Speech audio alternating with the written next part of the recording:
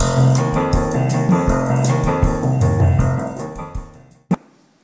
morning, welcome to the Data Explorers stock lending briefing for Thursday the 23rd of October. My name is Jules Pitton.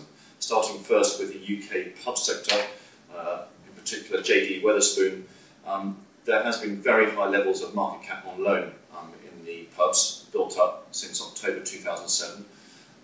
Typically, pubs tend to outperform in poor market conditions.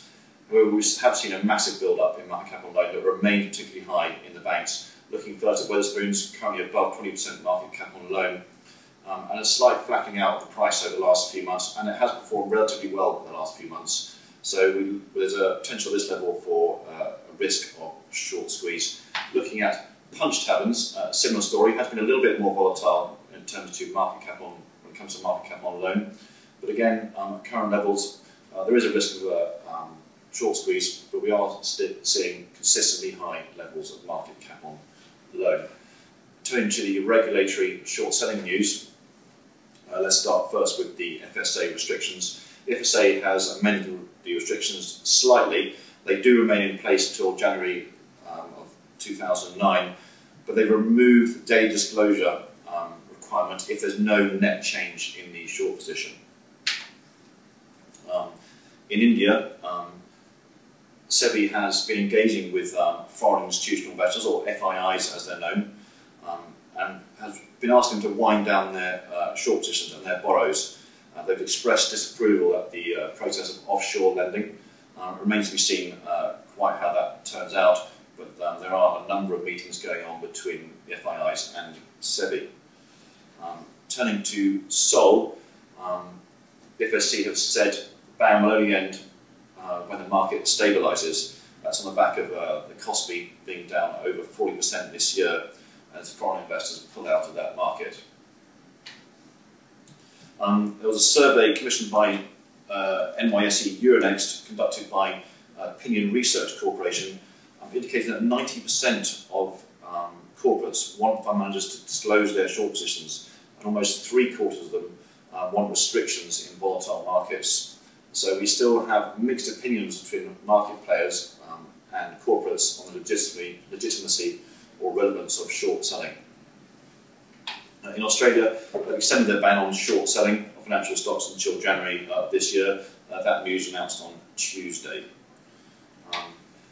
Last piece on the regulatory short selling news, LPFA London Pension Fund, £3.6 billion pension fund, has temporarily suspended securities lending and expected to be reviewed in the next couple of months. And that comes on the back of looking at DESLI, a general fall-off in the amount of inventory available to loan in the stock lending market. On the left-hand side, we can see global loan index, global inventory index, I beg your pardon, down at around about 88, so a 12% fall in the amount of stock available to lend over the last month and a half, or last 45 days. On the right-hand side, about an 8 or 9% fall in the amount of inventory available in the US, so not as dramatic in the US as it has been in the UK.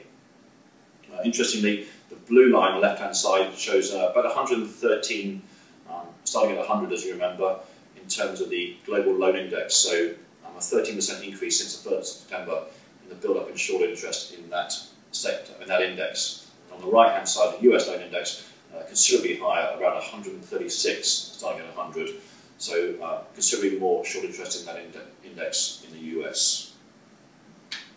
I thought it would be worth looking at the retail sector in the run-up to Christmas. We start to be a lot of focus on that sector as we get nearer Christmas.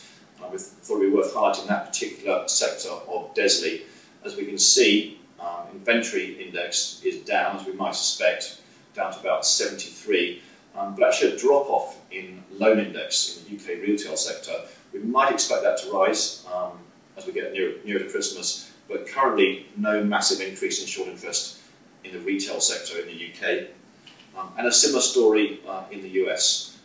The inventory index down slightly, at around about 90, and a fall away in the loan index since the 1st of September, currently at around about 85. It remains to be seen how that index, or that sector of the index, will change as we reach Christmas and get some more sales numbers. That's all from us today.